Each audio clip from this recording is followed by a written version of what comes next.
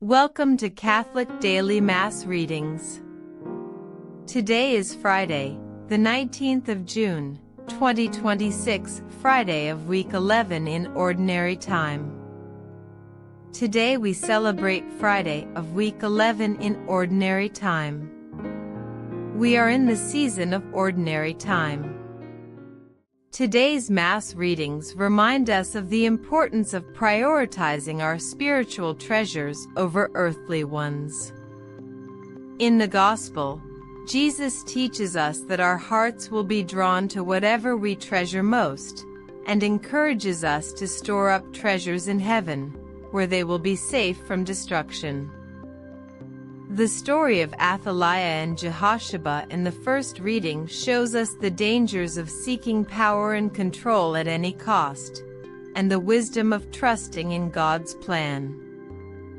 Through these readings, we are invited to reflect on our own values and priorities, and to seek the light and guidance of God in our lives, that we may walk in the path of righteousness and fill our hearts with the treasures that truly last.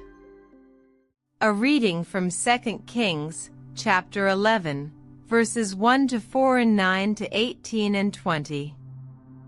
When Athaliah, the mother of Ahaziah, learned that her son was dead, she promptly did away with all those of royal stock. But Jehosheba, daughter of King Jehoram and sister of Ahaziah, secretly took away Jehosh, her brother's son, from among the sons of the king who were being murdered, and put him with his nurse in the sleeping quarters. In this way she hid him from Athaliah, and he was not put to death. He stayed with her for 6 years, hidden in the temple of the Lord, while Athaliah governed the country. In the 7th year, Jehoiada sent for the commanders of hundreds of the Carians and of the guards, and had them brought to him in the temple of the Lord. He made a pact with them and, putting them under oath, showed them the king's son. The commanders of hundreds did everything as Jehoiada the priest had ordered. They brought their men, those coming off duty on the Sabbath together with those mounting guard on the Sabbath, and came to Jehoiada the priest.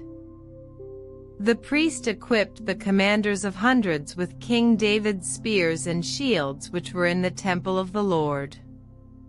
The guards formed up, each man with his weapon in his hand, from the south corner to the north corner of the temple, surrounding the altar and the temple. Then Jehoiada brought out the king's son, put the crown and armlets on him, and he anointed him king.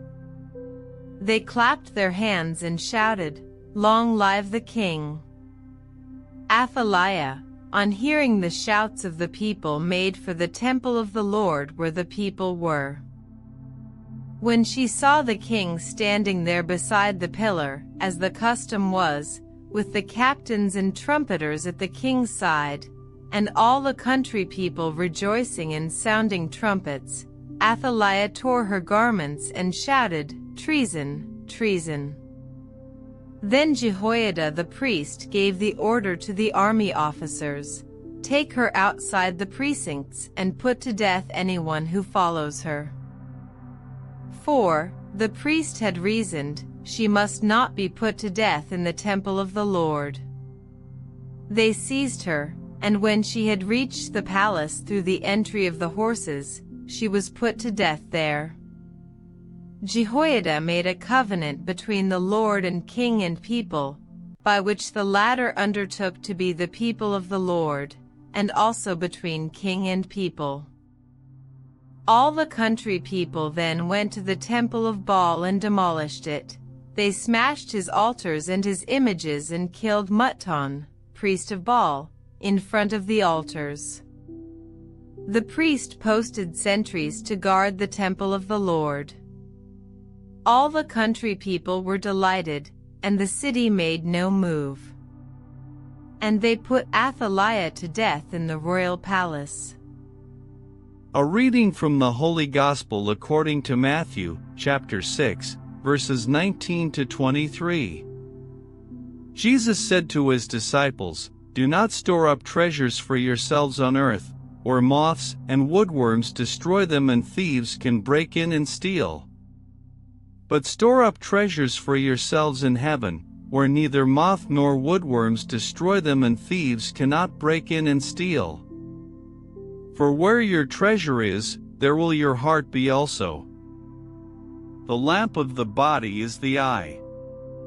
It follows that if your eye is sound, your whole body will be filled with light.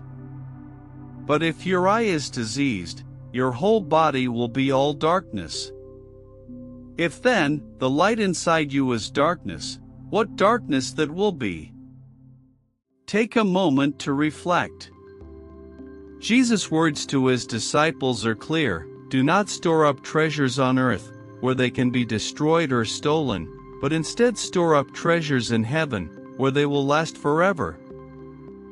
This teaching can be difficult to take literally, as many of us dream of wealth and material possessions, and may try to justify our pursuit of riches by promising to be generous with the poor. However, Jesus emphasizes that the treasures of this world, money, possessions, power, are fleeting, subject to decay, theft, and loss, whereas spiritual treasures, virtues, good works, acts of charity, and growth in holiness are eternal. In the Beatitudes, Jesus says, "Blessed are you who are poor," and while this may seem to suggest that literal poverty is a path to blessedness, his words in Matthew's Gospel, "Blessed are the poor in spirit," emphasize the importance of an interior disposition of detachment from worldly goods.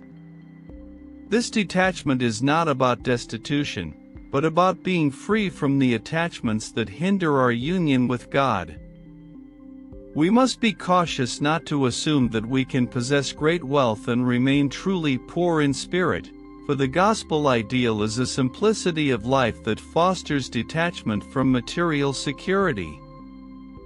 The problem is that material comforts can provide a false sense of security, and we often find satisfaction in abundance, yet struggle to believe that a life of simplicity and detachment could bring even greater joy. Jesus calls us to a life free from excessive attachment to wealth, where our true security rests in God. We may be tempted by the allure of earthly luxuries, but Jesus reminds us that no earthly comfort can compare to the eternal riches of heaven. The question remains, where do we set our hearts? If we place our ultimate hope in worldly goods, our vision will be darkened, preventing us from seeing the true treasure that awaits us in heaven. Let us now still our hearts and turn to God in prayer. Lord, help us to store up treasures in heaven, not on earth, and to keep our hearts fixed on you. Guide us to see the world with sound eyes, filled with your light, and to walk in your ways, that we may be filled with your love and peace, now and forever. Thank you for joining us for today's daily Mass readings. God bless you and your family. Subscribe for daily readings, and we will see you tomorrow.